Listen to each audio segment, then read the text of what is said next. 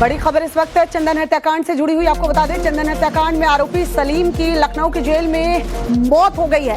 कासगंज जिले में तिरंगा यात्रा के दौरान चंदन हत्याकांड में मुख्य आरोपी की मौत हुई है।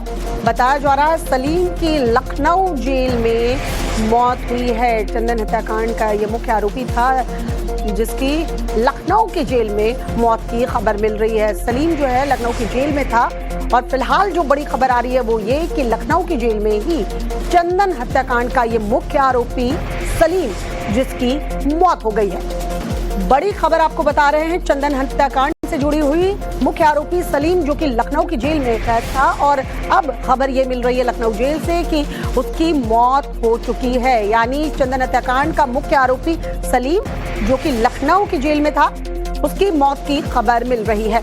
लखनऊ की एनआईए कोर्ट में 28 लोगों को मुलजिम बनाया था, जिसमें एक परिवार के 3 लोग सलीम, वसीम और नसीम की आजीवन कारावास की सजा जो है सुनाई गई थी। बताया जा रहा सलीम जो है वो लखनऊ की जेल में था और अब उसकी मौत की खबर मिल रही है। 4 लोग सुप्रीम कोर्ट के द्वारा जमानत पर अभी फिलहाल बाहर हैं। देर रात लखनऊ जेल में बंद सलीम की मौत की खबर मिल रही है। सलीम जो कि मुख्य आरोपी भी चंदन हत्याकांड का बताया जा रहा है और आजीवन कारावास की सजा जो है वो सुनाई गई थी, लेकिन देर रात खबर आई कि लखनऊ की जेल में बंद सलीम की मौत हो गई।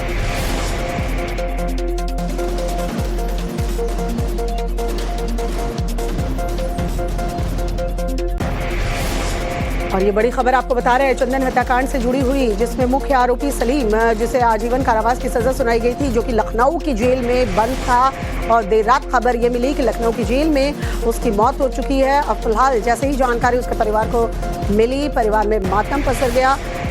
आपको बता दें कि इस पूरे मामले में 4 लोगों को आजीवन कारावास की सजा सुनाई गई थी। सलीम उसमें से एक है और सलीम जो है वो मुख्य आरोपी चंदन हत्याकांड का बताया जा रहा है। फिलहाल ये आरोपी सलीम की तस्वीर आपको दिखा रहे हैं जो लखनऊ की जेल में बंद था और बताया ये जा रहा है कि देर रात जेल में ही इसकी मौत हो गई। खबर जो है इसके परिवार वालों को दे दी गई है, सूचना पहुंचवा दी गई है, लेकिन फिलहाल इस तस्वीर को देखिए, ये मुख्य आरोपी है चंदन हत्याकांड का। इस पूरे मामले में कई आरोपी जो है गिरफ्तार किए गए थे और केस जब चला तो उसमें 4 को आजीवन कारावास की सजा सुनाई गई थी। वहीं कुछ आरोपी जो है वो जमानत पर अभी बाहर हैं। सुप्रीम कोर्ट द्वारा उन्होंने जमानत ले रखी थी और फिलहाल वो जमानत पर चल रहे हैं, लेकिन मुख्य आरोपी ये सलीम बताया जा रहा है, जिसकी तस्वीर इस वक्त आप देख रहे हैं। चंदन हत्याकांड में इसकी संलिप्तता और ये मुख्य आरोपी के तौर पर इसकी पहचान हुई थी। उसके बाद आजीवन कारावास की सजा जो है वो काट रहा था लखनऊ की जेल में। कल देर रात बताया जा रहा है इसकी मौत हो गई।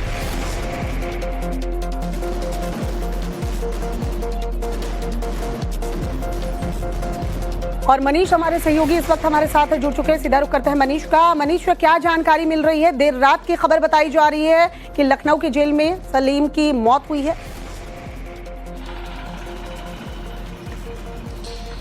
देखिए, चंदन हत्याकांड 2018 में हुआ था, जिसमें 30 लोग आरोपी थे। 28 को एनआईए कोर्ट ने सजा सुनाई थी, जिसमें से सलीम भी एक आरोपी था जो लखनऊ जिला जेल में बंद था। जो जानकारी मिली है, देर रात सलीम की मौत हो गई है। बीमार बताया जा रहा था, लंबे अरसे से बीमार चल रहा था। इलाज भी जिला जेल के जो डॉक्टर्स हैं वो उसका कर रहे थे, लेकिन ये जानकारी मिली है कि सलीम जो कि चंदन हत्याकांड का आरोपी था उसकी मौत हो गई है। ये मामला बड़ा सुर्खियों में रहा था क्योंकि कासगंज में 26 जनवरी को जब तिरंगा यात्रा निकाली जा रही थी उस वक्त हिंसा वहां पर भड़की थी, जिसमें चंदन की गोली लगने से मौत हुई थी।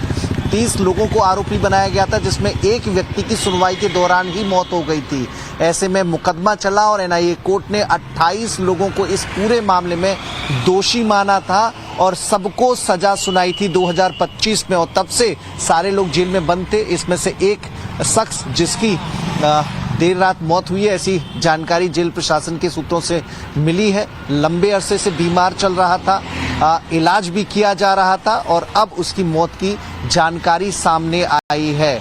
चूंकि कासगंज बड़ा संवेदनशील जिला माना जाता है और पश्चिमी उत्तर प्रदेश का हिस्सा है, ऐसे में जब तिरंगा यात्रा निकल रही थी तो कई लोग उसका विरोध कर रहे थे।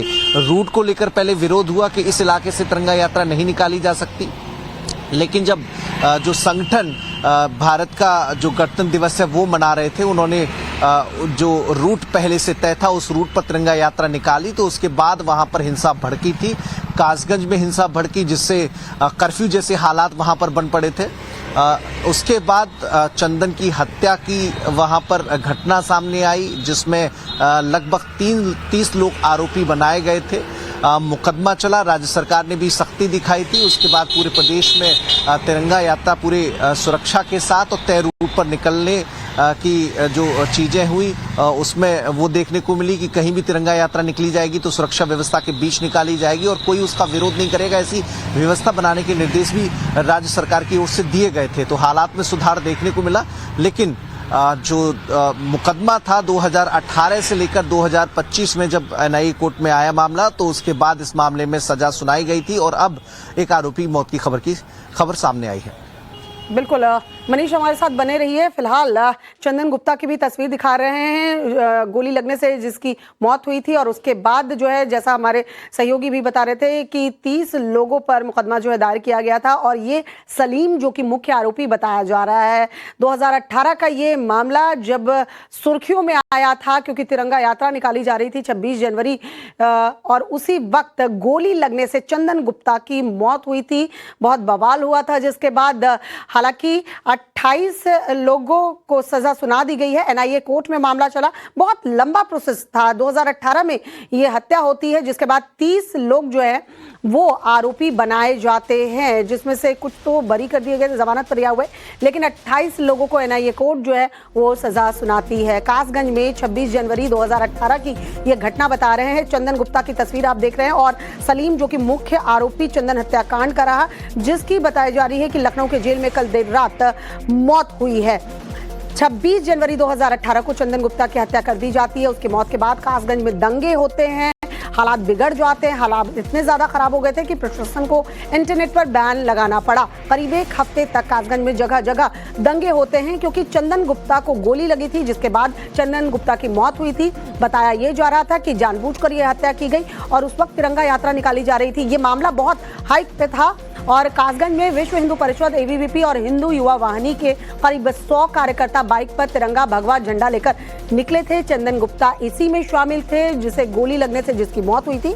प्रशासन ने यात्रा निकालने की इजाजत नहीं दी थी, लेकिन ये लोग माने नहीं। छोटी छोटी गलियों वाले कासगंज कोतवाली इलाके में घुसे ये लोग, मुस्लिम आबादी वाले बड्डू नगर की एक गली से गुजरने की जिद करने लगे। वहीं स्थानीय लोग पहले से गणतंत्र दिवस का कार्यक्रम कर रहे थे, तभी नारेबाजी शुरू हो गई। माहौल जो है वो बिगड़ता चला गया, दोनों तरफ से पथराव शुरू हो गए। गोली चली जो सीधे चंदन को लगी, उसे अस्पताल ले जाया गया लेकिन बचा नहीं पाए। मौत की खबर फैलते ही कासगंज शहर में दंगा जो है वो भड़क उठा और इस पूरे मामले में 30 लोगों पर मुकदमा दर्ज किया गया था। 28 लोगों को सजा भी सुनाई गई थी। 4 मुख्य आरोपी जो बताए जा रहे थे, जिसमें एक ये सलीम जो कि आजीवन कारावास की सजा काट रहा था, लखनऊ की जेल में था और अब बताया ये जा रहा है कि कल देर रात इसकी मौत हो गई है। मनीष हमारे सहयोगी हमारे साथ बने हुए हैं। मनीष, जरा वो तस्वीर बताइए। इसमें बताया ये जा रहा था जब चंदन गुप्ता को गोली लगी थी, वो पूरा माहौल कैसा था उस वक्त? बहुत हालात जो है वो बिगड़ते चले गए थे। 30 लोगों पर केस दर्ज हुआ था, 28 को सजा सुनाया गया, लेकिन मुख्य आरोपी सलीम बताया जा रहा है। इसके अलावा भी 4 लोग थे जिन्हें आजीवन कारावास की सजा सुनाई। जरा डिटेल में बताइए कि कैसे इन चारों तक एनआईए की टीम पहुंची, कैसे ये मुख्य आरोपी साबित हुए, पूरा प्रोसीजर कैसे चला और फिलहाल सलीम की जो मौत हुई वो कैसे कुछ दिनों से बीमार चल रहा था, जरा तफसील से बताइए। देखिए, 26 जनवरी 2018 को जब तिरंगा यात्रा हिंदूवादी संगठन निकाल रहे थे, चूंकि राष्ट्रीय उत्सव था, हर कोई चाहता है कि राष्ट्रीय उत्सव में उसकी सहभागिता रहे और वही चंदन गुप्ता की कोशिश थी। वो युवक अपना जो स्वतंत्रता संग्राम रहा, उसके बाद गणतंत्र दिवस जिस दिन संविधान लागू हुआ, उस उत्सव को मना रहा था, उसे सेलिब्रेट कर रहा था, उस भीड़ का हिस्सा था जो हाथों में झंडी लेकर तिरंगा यात्रा निकाल रहे थे। लेकिन कुछ लोगों को ये नागवार गुजरा, जिसके चलते एक समुदाय के लोग तिरंगा यात्रा निकाल रहे दूसरे समुदाय के लोगों के रास्ते में आ गए और वहां पर हिंसा भड़क उठी थी। कासगंज जल गया था, वहां पर कर्फ्यू लगाना पड़ा था, गोलीबारी हुई जिसमें चंदन गुप्ता की गोली लगी और चंदन गुप्ता की मौके पर मौत हो गई थी। लगातार कासगंज में एक हफ्ते तक कर्फ्यू लगा रहा। उसके बाद पुलिस ने जो जांच की उसमें ये सामने आया कि 30 लोग थे जो इस हिंसा के जिम्मेदार थे। सलीम वो शख्स था जिसने गोली चलाई थी, ऐसी जानकारी भी पुलिस को मिली। मुकदमा चलाया गया। इंसाफ की लड़ाई थोड़ी लंबी रही, कई सालों से लग गए और 2025 में जाकर इंसाफ मिला जब एनआईए कोर्ट ने इन आरोपियों को, जिनकी संख्या 28 थी, जिसमें से 2 को संदेह के लाभ में बरी कर दिया गया और 28 लोगों में जिसमें सलीम भी शामिल था, उनको दोषी मानते हुए सजा सुनाई थी। सलीम लखनऊ जेल में अपनी सजा को काट रहा था। लंबे समय से बीमार चल रहा था, कासगंज का ही रहने वाला है और उसी बीमारी की हालत में उसकी मौत की घटना सामने आई है।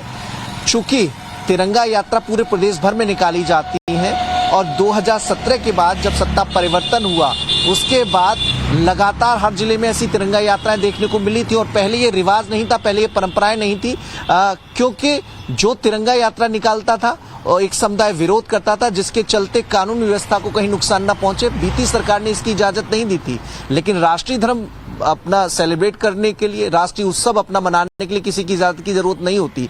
तो ऐसे में सुरक्षा व्यवस्था को ध्यान में रखते हुए अब योगी सरकार में कोई कहीं भी तिरंगा यात्रा निकालना चाहे निकाल रहा है। कड़ी सुरक्षा व्यवस्था रहती है और सारे लोग तिरंगा यात्रा के हिस्सेदार भी होते हैं। लेकिन एक दौर वो भी था जब सरकारें बदली और उत्तर प्रदेश उसी माहौल में था जो 2017 से पहले था और उसी के चलते चंदन गुप्ता जैसे युवक को अपनी जान गंवानी पड़ी थी। हालांकि इंसाफ हुआ। चंदन के परिवार के लोगों ने जो एनआईए कोर्ट का फैसला था उसके खिलाफ सभी लोगों को उम्र कैद की सजा के लिए हाईकोर्ट में अपील भी कर रखी है। लेकिन उससे पहले ये खबर आई है कि लखनऊ जिला जेल में सजा काट रहे सलीम की मौत हो गई है। बिल्कुल मनीष, एक बार फिर से तस्वीरें जो हैं वो जहन में ताज़ा हो गई। कैसे 2018 का वो मामला जब चंदन गुप्ता की गोली लगने के बाद मौत हुई थी, जिसे हत्या एक तरीके से माना गया था, और अब सलीम जो कि मुख्य आरोपी था वो आजीवन कारावास की सजा काट रहा था। लखनऊ जेल में बताया जा रहा है देर रात उसकी मौत हो गई। जैसा कि हमारे सहयोगी भी बता रहे थे कि कुछ दिनों से बीमार चल रहा था, उसका इलाज करवाया जा रहा था। लेकिन फिलहाल सलीम की मौत के बाद उसके परिवार में मातम का माहौल है।